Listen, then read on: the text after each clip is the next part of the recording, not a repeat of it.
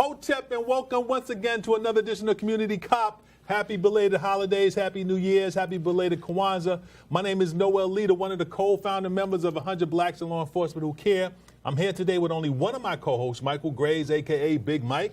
Namaste. Brother, we've been going for too long. We got so much stuff to talk about. Oh, man, I don't know how we're going to do it, but let's give it a try. And those of you who don't know Michael Greys hate to miss Community Cop. This brother is so dedicated to this program because he has such a passion for getting information out to our community that he really suffers when he's not here. So, we have a lot to talk about. Father Lucas and Julian Harper hopefully will rejoin us next week. They're out on assignment, and their presence will be missed. But we wish you all, our viewing members, a safe 2018, and we're hoping that a whole lot of progressive things will happen in our community. But let's go to our cultural and historical piece.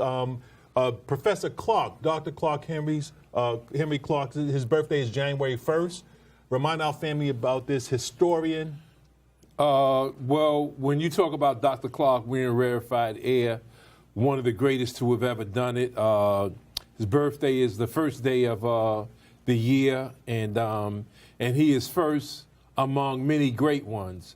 When you think of, when people talk about Afrocentricity, Afrocentric viewpoint, Afrocentric perspective, we have to remind ourselves sometimes that this concept and understanding African history and understanding and put it in the proper place, our people who are the builders of the pyramids, this does not come from Yale or Harvard, Princeton or Dartmouth, any of these Columbia, these universities.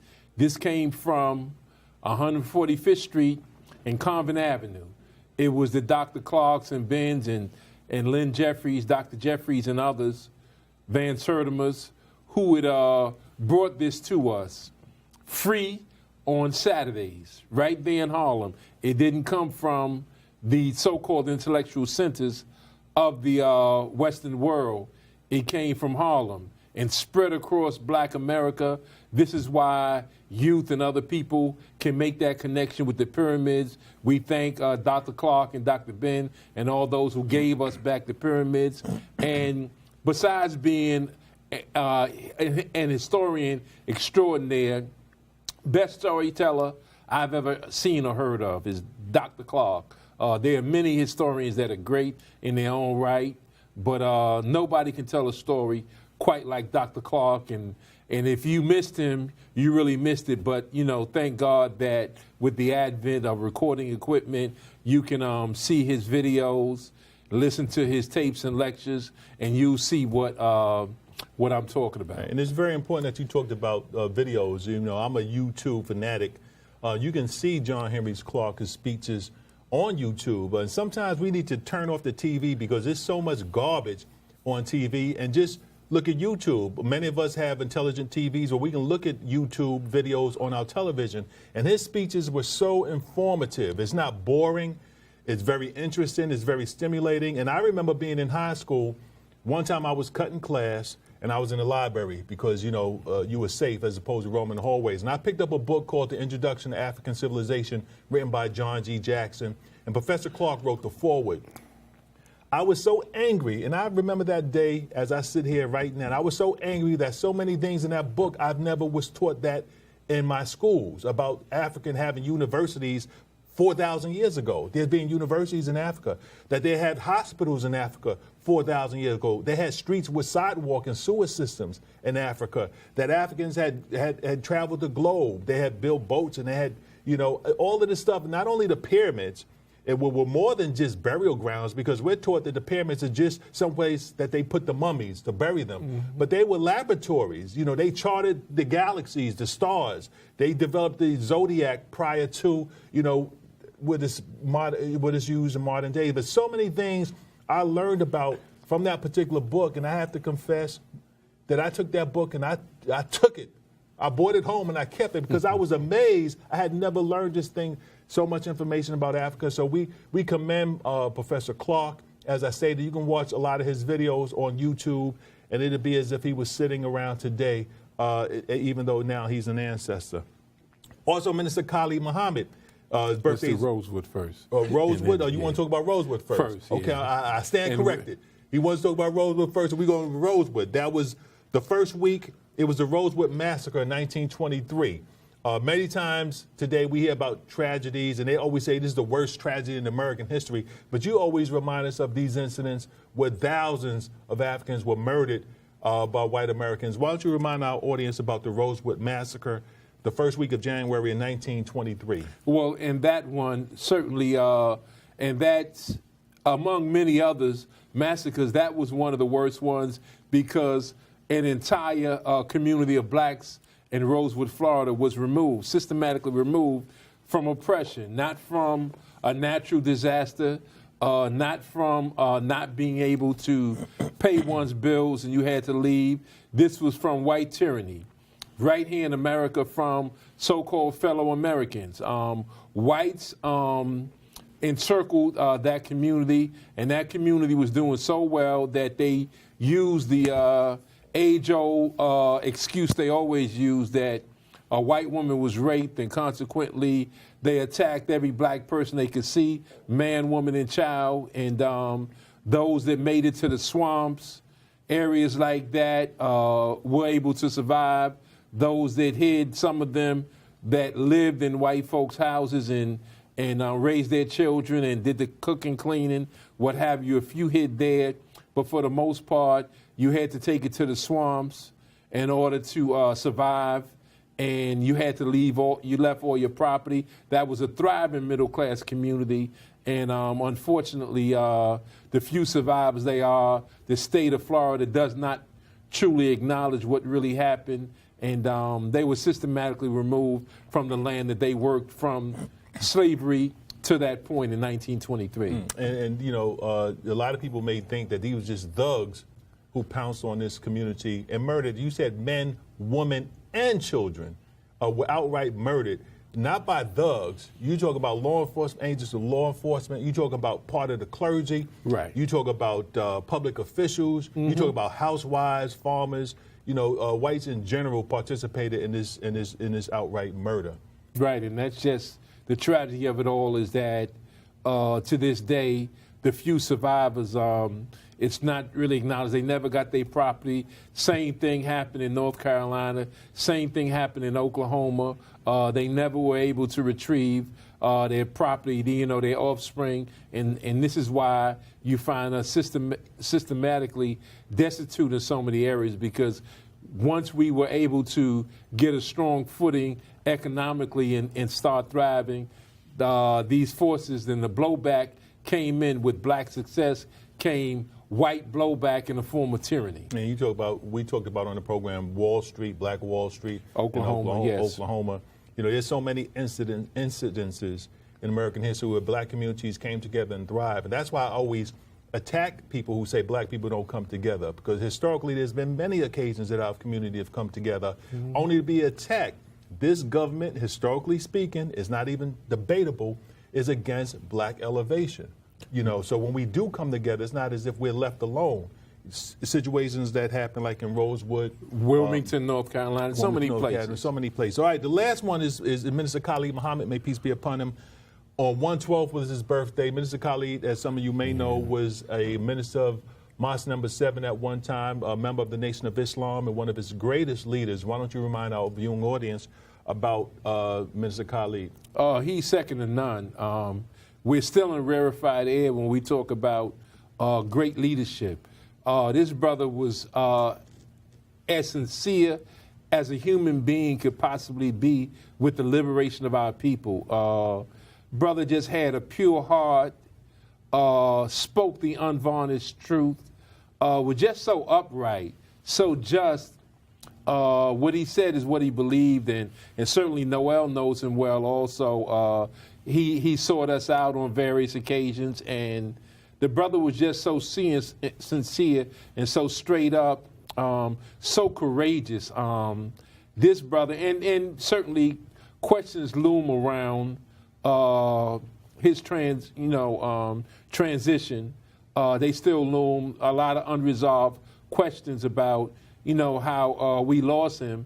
But you're talking about a great brother, when that brother hugged you, you couldn't move.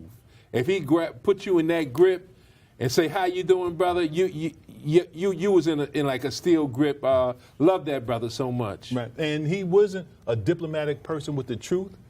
He told it hardcore. Yes, he just sir. put it right out there. And I never forget, I was on a radio program on WABC, hate radio station, and one of the, this is when I was on the job, I was an officer, one of the hosts asked me how I felt about Minister Khalid Muhammad.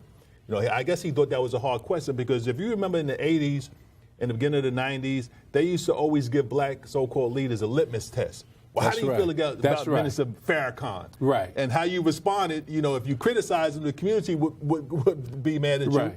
If you didn't criticize him, then they would say that you being reckless. I told him I love Minister Khalid Muhammad. You know, and I even used scripture. I said, Jesus said to love you one another. I guess I have to admit that I'm in love. I love Minister Khalid Muhammad. That's right. And he says, "Oh, you a police officer? How can you love Minister Khalid Muhammad? Because he loved me, and he loved us." And I understood that his enemies were my enemies. That's right. You know, because he spoke the unfettered truth. And we talked about YouTube. You can catch a lot of his speeches now on YouTube and see he was strong and he was hard, but you had to understand where he was coming from. I never forget a quick comment, because we have a lot of subjects we want to talk about. When he talked about in South Africa, they should kill a man to kill a woman and kill her children. And a lot of people thought that was just so unreasonable. He said, that's what they're doing to you.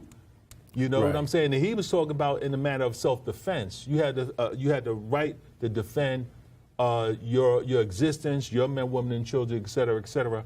And, you know, we will always forever love Minister Khalid Muhammad.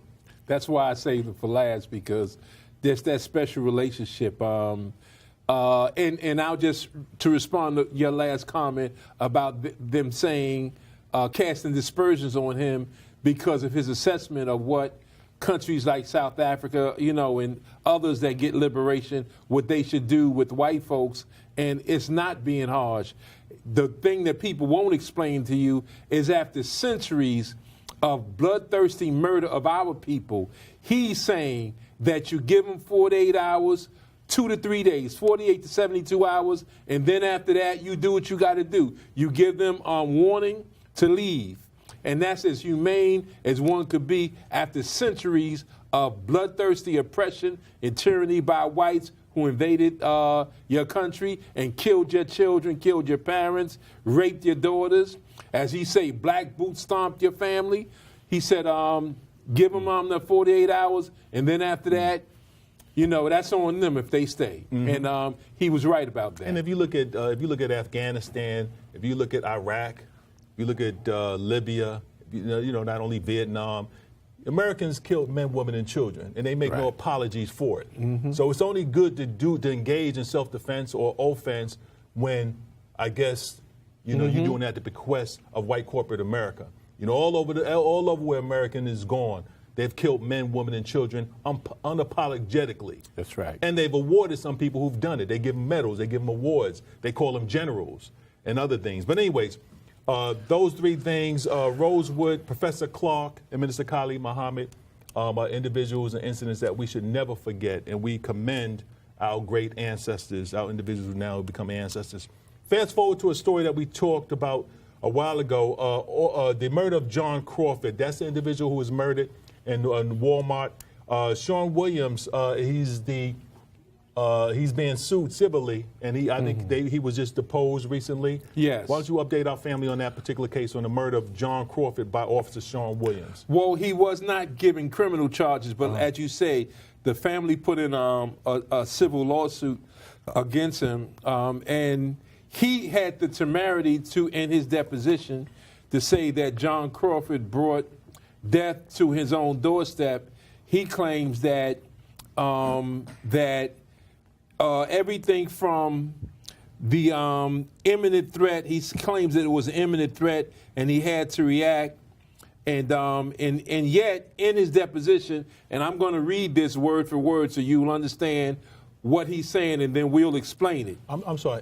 Can you just fast forward to people who don't remember the shooting that would actually happen at Walmart? Okay, at Walmart, there was a person, and I'll tell you his name in a minute, but the person called in, a man called in and said there was a black man brandishing a firearm in Walmart.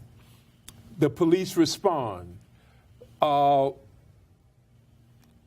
Crawford is on the phone, on his cell phone, just talking.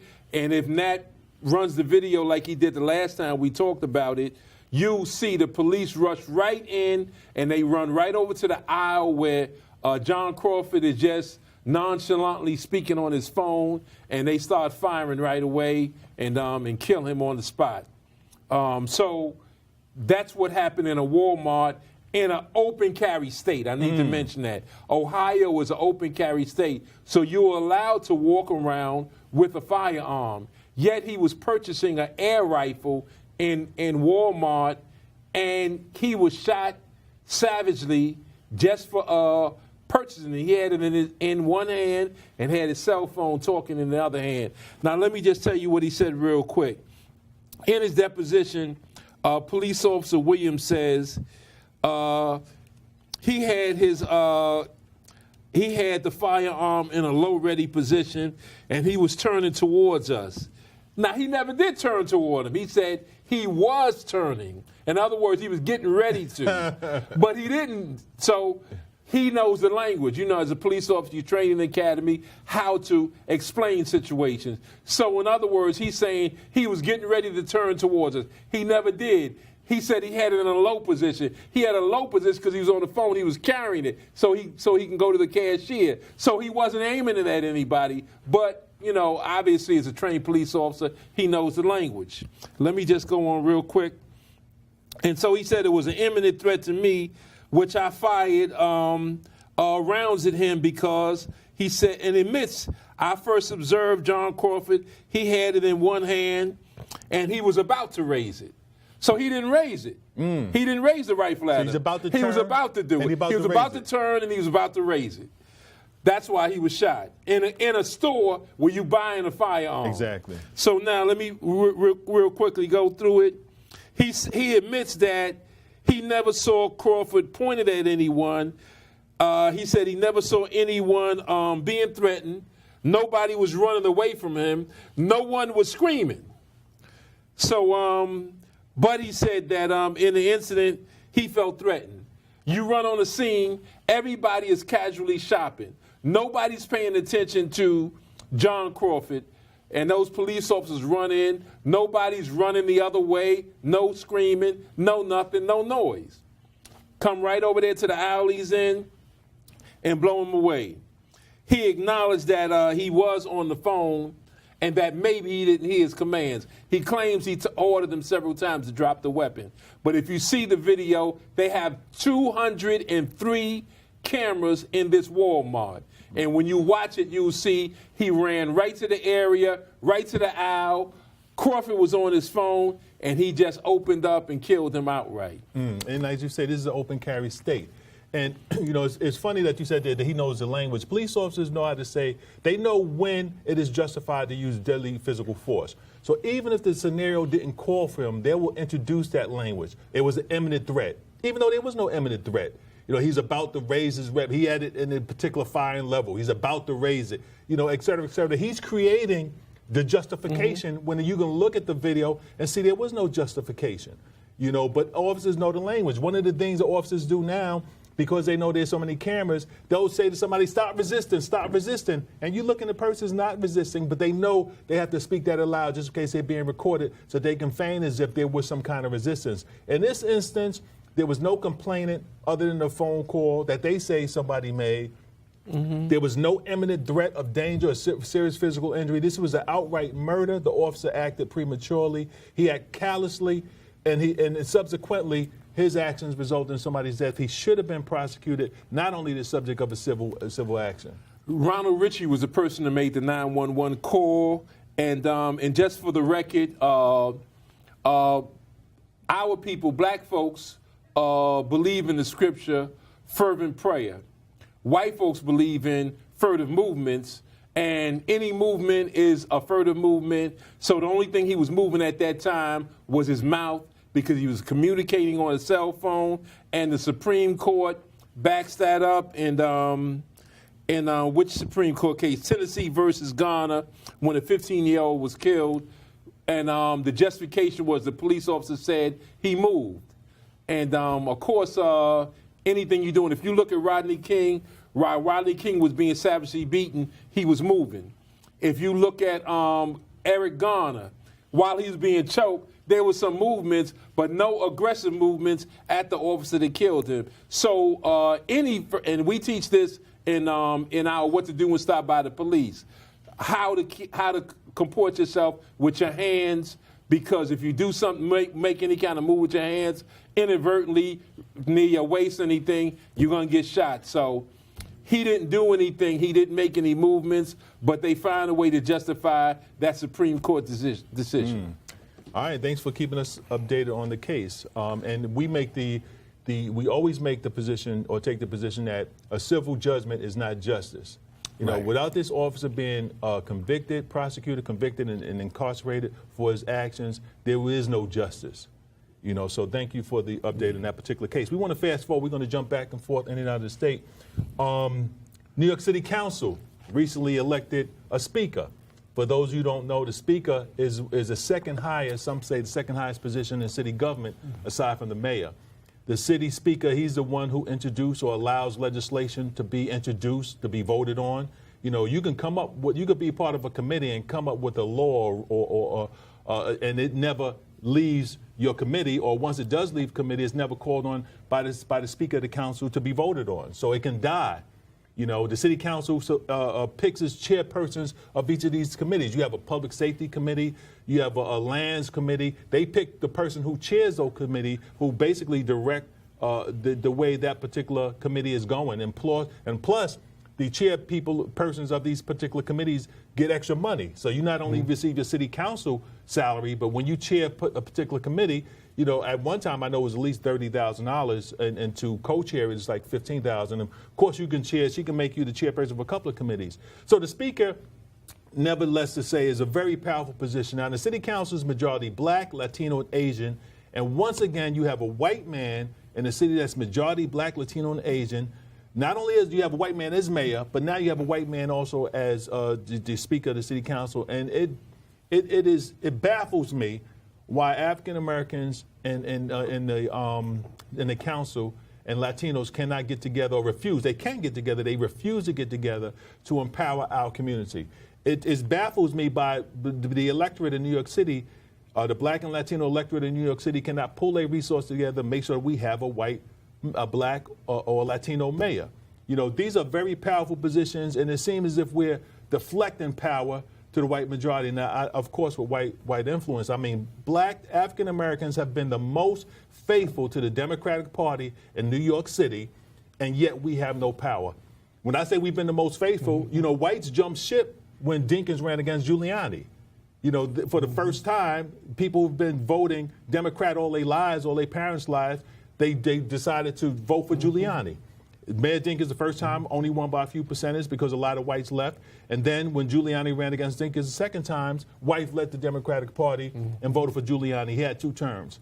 When Bloomberg ran against Thompson, another black candidate, whites left the Democratic Party and voted for Bloomberg, independent, for 3 terms. You know, so African Americans have been the most dedicated all the time. We've consistently voted Democratic. But when it comes to position of powers within the party, whites and others do everything to make certain that African Americans never have the top positions within this particular party. I think it's preposterous that in 2018, a majority city, because it's an apartheid city, we know we're being run by minority rule, haven't organized themselves to elect a mayor, black or Latino mayor, and in the city council, once again, we have a white man, as if blacks aren't qualified to be speaker, to hold this powerful position. So I was very upset when this white man, once again, all the whites voted for the white man, right, and supported. Now, one of them voted for a black candidate, and big up to Charles Barron's beautiful wife. She decided to run since, you know, nobody else stood up and wanted to challenge him. But any thoughts on this? I'll just say quickly, white folks have no problem voting white. Black folks want to include everybody.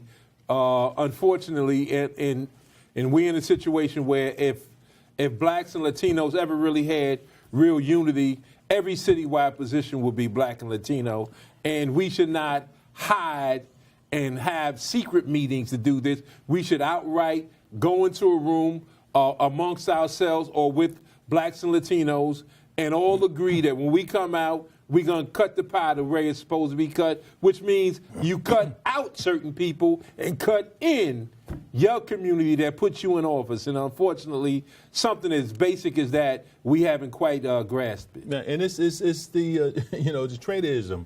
Some people think, oh, that's racial politics. If you talk about electing a black man, you think whites in New York City don't get together to make sure that they maintain control of this city? New York City has the third highest budget in the country. California, number one. The state of New York, number two. New York City, number three. We have the highest economy budget in the country.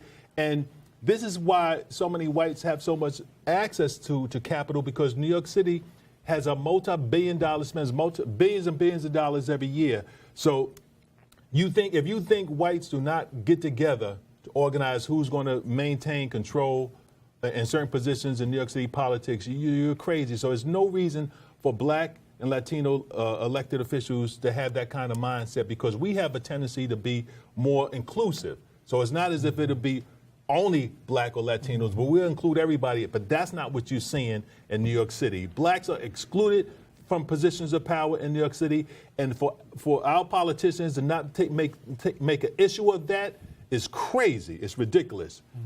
All right, staying on with the subject of politics, we're going to go to Indiana, where a congressman is enacting legislation. What was his name? Milo Smith? Milo Smith. Milo Smith. He's very low. He wants to enact legislation to make it a crime to kneel during the national anthem.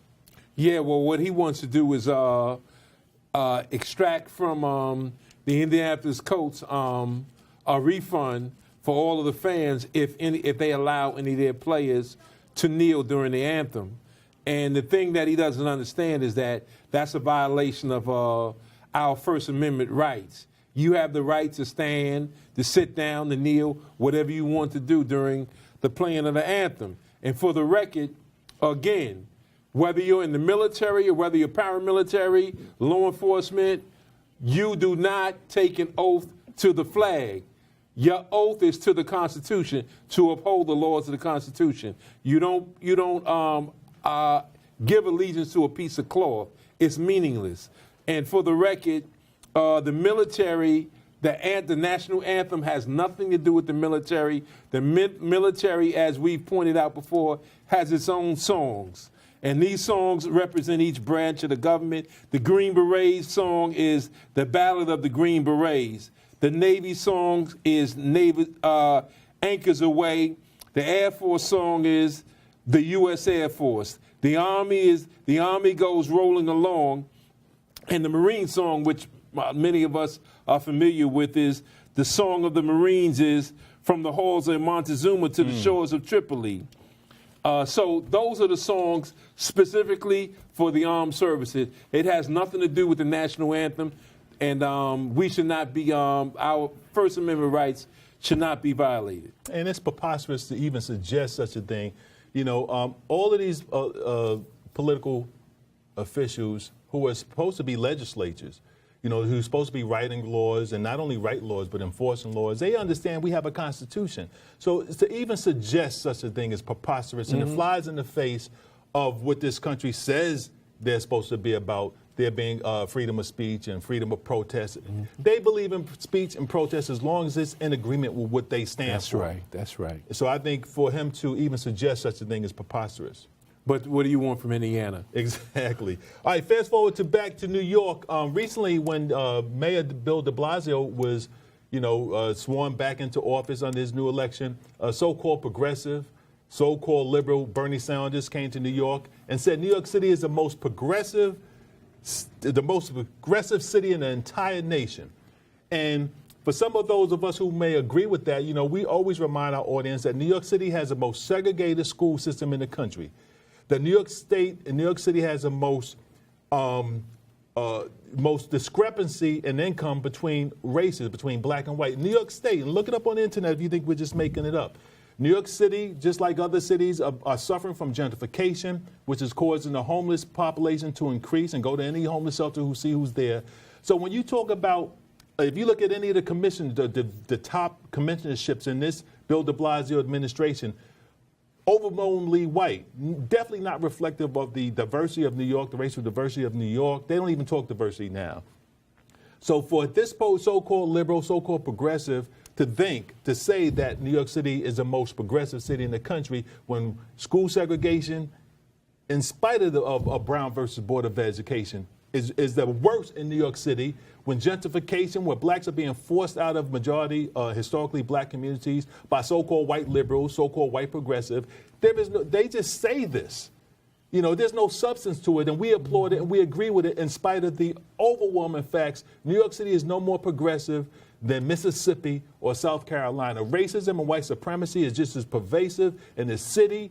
White so-called liberals, so-called the Occupy Wall Street types, they're occupying Bedford-Stuyvesant, the Harlems, the Bushwicks, and forcing your and my grandmothers out of these communities. They have no problems with doing this. So I take issue with this so-called liberal, so-called progressive, to call New York City the most progressive city.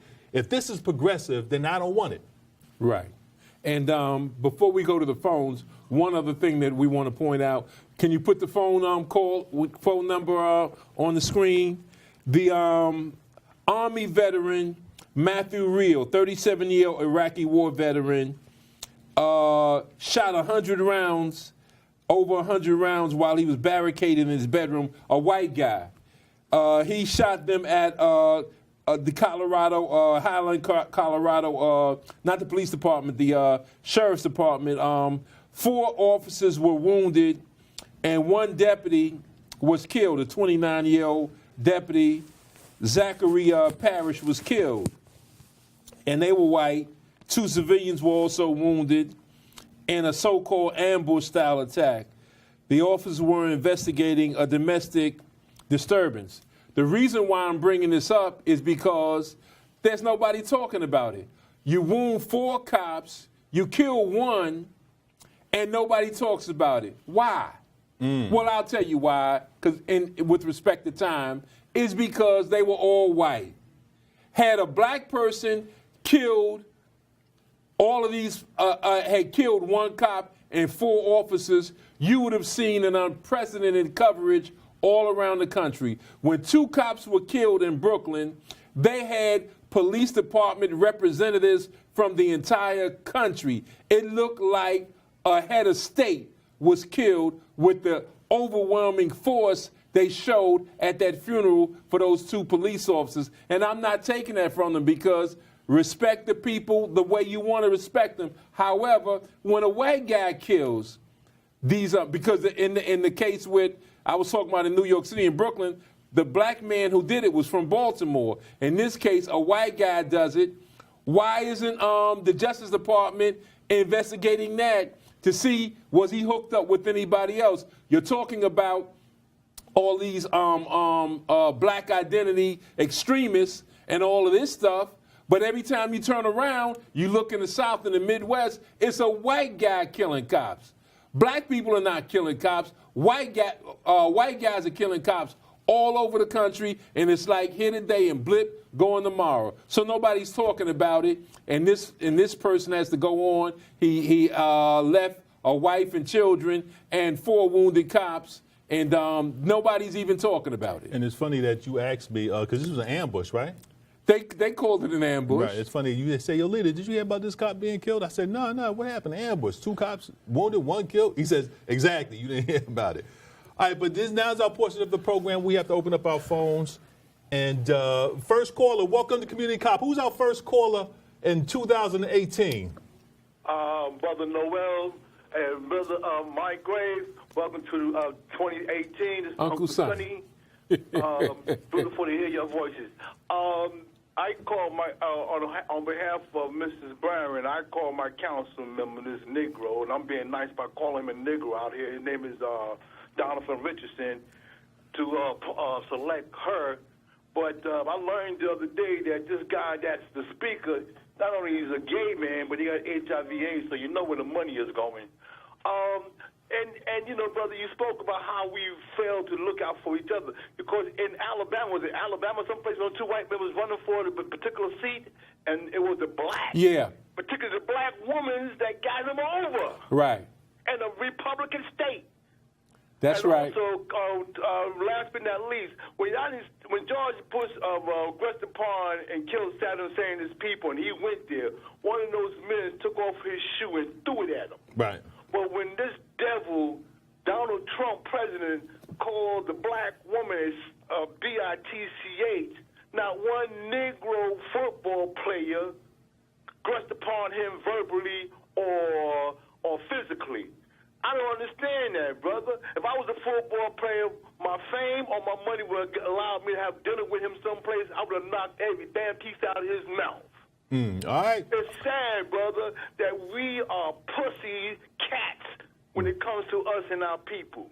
All right. And Mike Greys, next week I'm going to tell you why our people is not ashamed to call ourselves N's and B's on TVs and music and walking down the street and riding the cars and trains and buses. I'm going to explain that to you next week because I know you got other calls coming, Mike Yes, Greys. sir. Thank you for your call. When I do, I want to respond for you when I do reveal it next week. Okay, thank you for All calling. right. Don't necessarily say our people. Say some of our people, because when you Yes, say sir. our people, I know it's Thank not you you. for the correction, Noel. Right.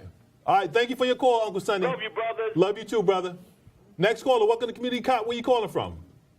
Yes, assalamu alaikum, brothers. Happy New Year to you two brothers and your host family. Happy New Year, brother. This is Brother Kareem. Yes, sir. I just want to say this, here, brother.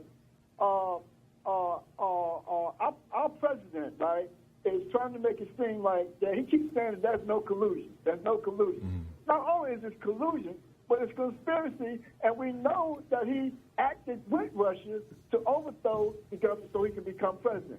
Why don't he call the Nazi terrorists, and why would he build a wall for them not coming in the country, but yet he want to build one for Salvadorians, Haitians, black people, people of color? He's a hypocrite, he's a traitor, and he's a racist. Second of all, I want to give big ups to y'all brothers for bringing up the fact of Dr. Clarke and his things that he contributed for the upliftment of our people and Minister Farrakhan. And I think education, brother, is one of the most important things that our people need to get with. And I think that should start from, let's make this governor and this doggone mayor put our history in the doggone school system. They got everybody else's history in there. They even got gays and all this nonsense in the history of the schools. But why black people's history is never, and no one never want to fight to put it in there? That is my question. And that's where I think we should be moving forward to and coming together as a people for this year, 2018. Okay. You brothers be blessed. May Allah bless you and your family. Yes, sir. And thank you for your phone call, brother. And I know you didn't mean that no one ever, because there definitely was a great movement to get an African-centered curriculum in the Board of Education. But I'm pretty sure you're Led talking by about Dr. the Jeffries. powers that be. But next caller, welcome to Community Cop. Where you calling from? Hello, caller. Next caller. Yes, how you doing? Where you calling from, caller? Queens. All right, Hotep, Queens. Yes. Go ahead. Don't listen to your television. Listen to your phone. Okay, Hotep, gentlemen, how you doing? Hotep, brother. This is Brother Brian out in Queens. Yes, sir. All right. Go ahead. Okay, what I want to ask you, last night, the funeral for Erica Garner, there was a fight that broke out. Did you hear anything about that? You have any information about that? No, only if it was shown on the news. Yeah, I heard about that, but, you know, I don't trust fake news. I don't know what they was. They said it was a fight that they wouldn't let the mother or the grandmother in the funeral. I don't know. Brother I mean, Brian, why don't we just give it just a few more days, and then we can better. You know, the funeral was yesterday, and certainly our sister was buried yesterday, and if we can give that another week, then we could talk about it. These kind of things are very hurtful, and the breaking up of families. So we'll give it another week, and then we'll talk about it. Right. Okay, all right, gentlemen. Have a good evening. All right, thank you for your And phone that's call, Brother Brian from the mighty Semotep organization. All right, I'm next, going to get you out there one Saturday, Mike. I'm going to get you out there. Okay. next caller. Welcome to Community Cop. Where you calling from, caller? Brooklyn. Hotep, Brooklyn. Yes. It really pisses me off about our politicians, how they're willing to fight for everyone else. For instance, Clarke, she sent out her annual report. Now, I circled 9 articles saying what she want to do or will do for illegals. 4 articles what she's going to do for Americans. She's running to the Muslim mosque up there on 96th Street in Manhattan, protesting with them. Have you ever seen an Arab protesting with us? Never. And here's another thing. As far as Latinos are concerned, a lot of them hate us. My union, 1199, is getting them jobs in the hospital. They can't read English. You're supposed to be able to fill out forms. You're supposed to be able to have reference, pass security check. Local 32 BJ, the president is Spanish. 1199 National's president is Spanish. Latino, BJ not Spanish. is getting them jobs in Midtown Manhattan business office and apartment buildings as porters, starting $25 an hour, full benefits. Both of these jobs are lifetime jobs with full benefits, and they cannot fill out the paperwork. They can't speak English. If they can't speak English, how are they going to fill out the paperwork? You try to get a job there, which are jobs that we used to do for years. Now that these jobs are great jobs, we can't get them no more. All right, brother. So we better wake up. Right, all right. We better wake up. Thank you. Thank you for your call, brother. Professor Clarke said we have no friends, so we have to befriend ourselves. The next caller, welcome to Community Cop. Where you calling from? Hello? Yeah, where you calling from, caller? Oh, yes, peace, brothers. Calling from Harlem. I hope you can hear me okay? Yes, sir. Go ahead. Okay, great. A couple of quickies. I was trying to get through last week, but for some reason the phones were kind of messed up. No, it was recorded last week. Briefly, you were talking about Stephen A. Smith, how like someone on his show was against Colin Kaepernick, and they felt someone else should have gotten the award for Person of the Year, and that's supposed to be Stephen A. Smith's boy. His show just became nationally syndicated, which is no surprise because they always find a way to reward coons from our community, so they give them more opportunity. But really, I called for something else. You were talking about the Speaker of the House. I think that also this new Speaker of the House, this white male, he's playing up the fact that he's openly gay and that he's HIV positive. And for some reason, a lot of people equate that with being more liberal and like he's going to be more sensitive to the issues that affect black people. They falsely perceive that as being the case. And one of the final point I wanted to make is, and maybe you can comment on that also, but the final point I wanted to make is there was a situation, I forgot what state it was in, it might have been either Minnesota or Arizona, where we see on the body cam of a police officer gunning down a white man in a hotel hallway. I think we all saw that. He had his arms raised, he had no gun, and he was still machine gunned to death by this white cop. And they were interviewing his wife, and she couldn't get any justice. And I just, thought to myself, well, now she knows exactly how black people have been feeling all along in this country. And she said her daughter, is traumatized by it, and her daughter came to her saying that she wants to die to be with her daddy. And these are the issues that we as black people have been dealing with for generations in this country. And I'm just curious to know how the white community is going to respond to that. Peace, brothers. I'll listen off the end. All right, thank you for your call, brother. Well, part of white supremacy is to uphold and undergird itself, and certainly police officers are one of the greatest examples of undergirding white supremacy. With respect to your first thing about the city council, the speaker, if we understand history, we should know full well that just because you're gay, that so-called alternate lifestyle does not somehow exempt you from being a white supremacist of the highest order. There were racist white men that would beat you to death during slavery time. There were racist white men who had little black boys as bed warmers, was sexually abusing them, so they were gay. They were doing that during slavery time, and even after that. We had a cop in Rockaway. They used to rape Africans who were driving the dollar van. So there's no such thing as because you're gay, somehow you can't be racist.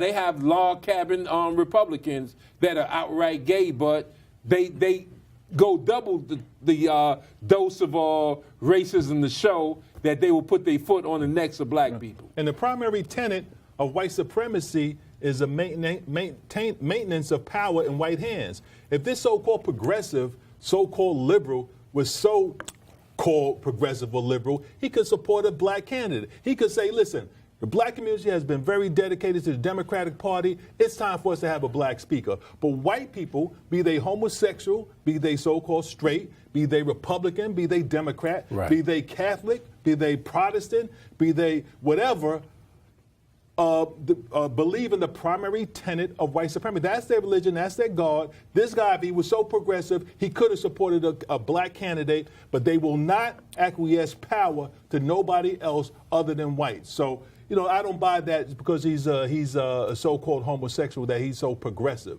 But next caller, welcome to Community Cop. Where you calling from? Next caller. You on the air, caller? Thank you. Where you calling from? Two questions for you. First, you spoke about at the beginning of the show. Could you repeat the name of it? I'm sorry, say it again, brother? The name of the book that Mike spoke about at the beginning of the show. Oh, I spoke about a book. It's called The Introduction to African Civilization. Okay. It's by John G. Jackson. John G. Jackson and Professor Clarke wrote the introduction. By John B. Jackson. John G. Jackson. The second question is, guy who killed the cop and wounded a few others, did the cops kill him or were they able to? Yeah, he was killed. He was killed. Yeah. Yes. Okay. And one last question. I'll hang up and listen. How many shots does it take to stop man? How many shots does it take? Well, I guess you can stop somebody with one round. So I don't know if that's what you wanted, but one round can stop a person. And that's a question hard to answer because it's so many variables. It depends on where you hit him at, where you shoot him at. It depends on is he, intoxicated or drunk, or it depends on his body weight. So that's a very difficult question to Soft answer. tissue, hard tissue, Next caller, welcome to Community Cop. Where you calling from? Hello? Yes, where you calling from, caller? Manhattan. Okay, quick question or comment? Manhattan. So I want to ask you, how come you want to load up the white schools with black kids and destroy the schools too? Why don't you keep them segregated? I thought that's what you want. All right. Thank you for your call, caller. Thank you for your call. Next caller, welcome to Community Cop. Where you calling from? Calling from Staten Island. How you doing, Staten Island? Yeah, listen, I am calling from Staten Island. My name is Shirley from the forgotten borough of Staten Island. It's Chumpsville. I'm on my way to a dialogue on white supremacy with Roxanne Dunbar Ortiz and Ramona Africa from the Campaign to Free Lumia. I'm calling about our true hero, Ramsey Orta, who shot the video of his friend Eric Gardner getting murdered, modern day lynched. And the problem is they took him all the way down up near Canada, so we can't visit him, and they're not getting his letters like he should.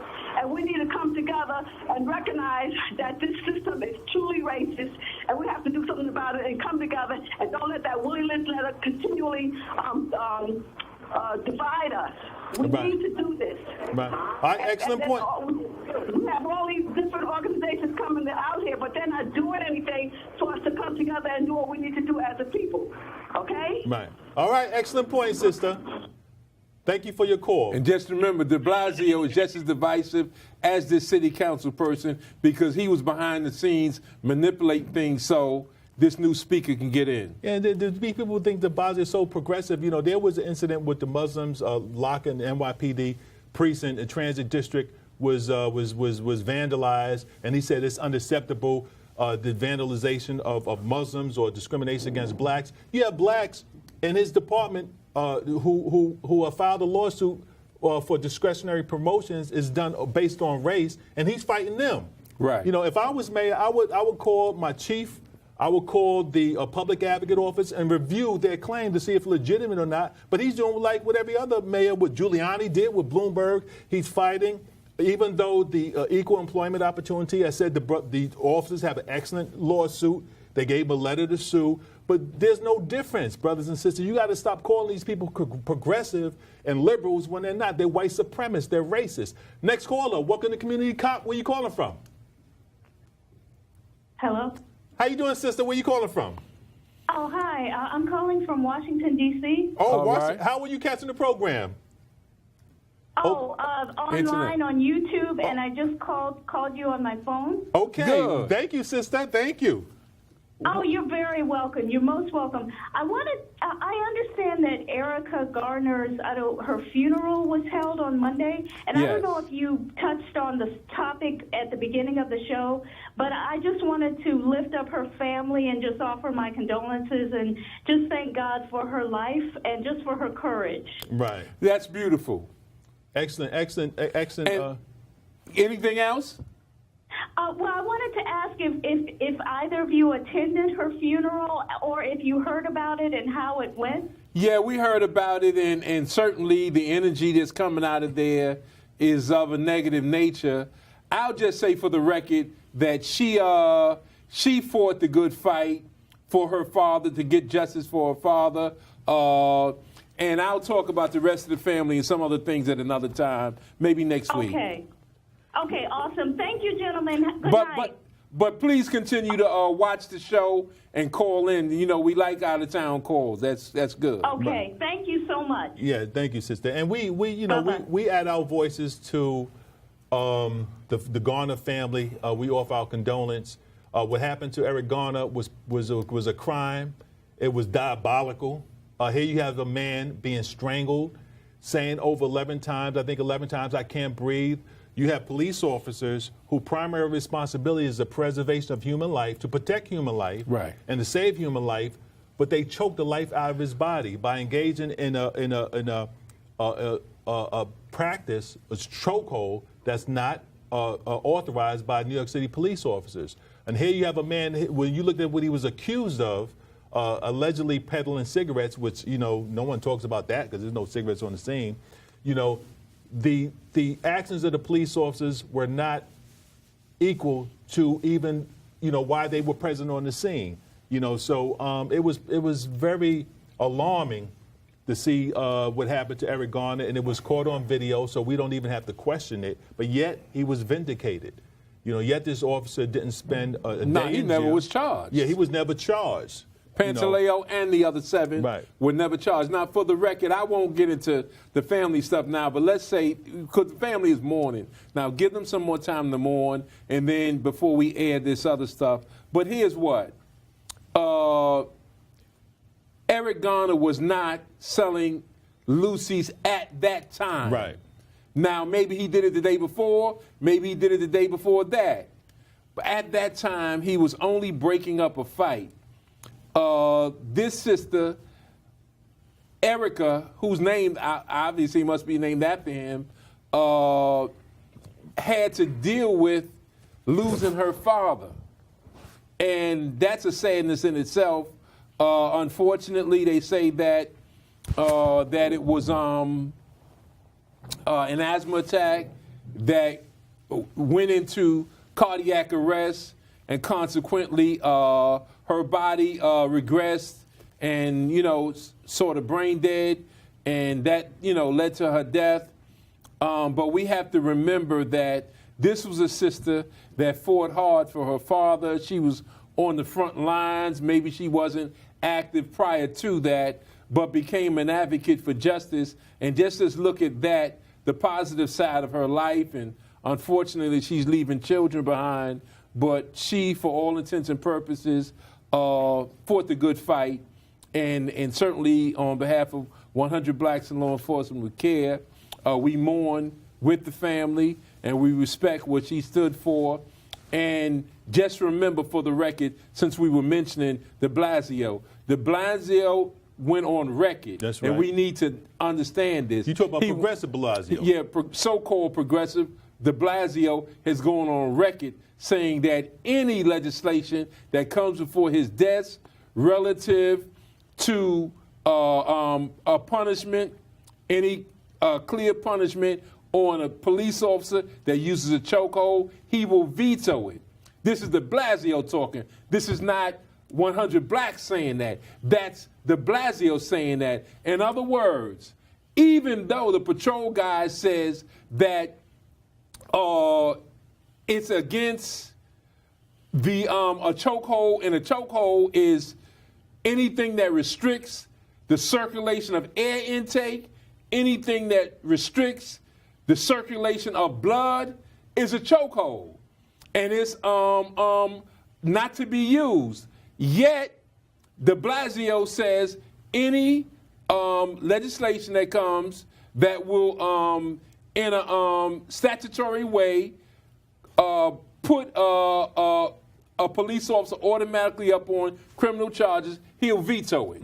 And also, now, and I think that's preposterous because ever since Anthony Baez was choked by Officer Lavoti, that's right. That's been the practice that New York City police officers know that they're not supposed to utilize. And, the brother, what's the brother's name? Order, who filmed it? Order. Ramsey Order. That's the one that the previous caller had talked about. They had shipped him someplace closer to the Canadian border so he can't get visits, or it's much more difficult for his family to receive visits.